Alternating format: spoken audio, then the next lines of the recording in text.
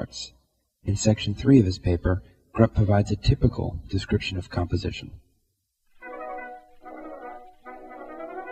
If A and B compose the whole C, then it follows that A and B compose something, and if they do, then there is an entity, C, that A and B compose. He notes that this description implies that the whole C is something over and above its parts.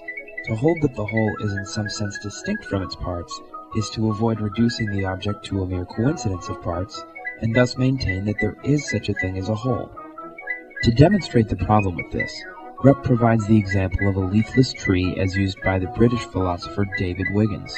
To paraphrase this example, consider the tree and the molecules which compose it.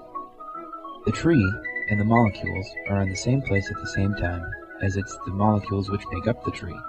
Now the tree is only equal to the molecules if whatever is true of the tree is also true of the molecules and vice versa.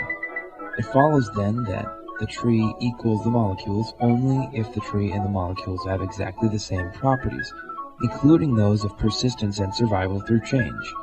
Imagine then that the tree is cut down and carefully broken apart such as to avoid damaging any of the molecules that compose it.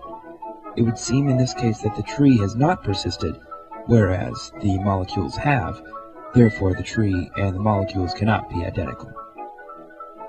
The idea that a whole object is reducible to its parts but also somehow something more than its parts is a contradiction, one which Grupp notes is inherent in mereological theories of composition. Still, other problems with theories of composition exist, such as the problem of persistence through time.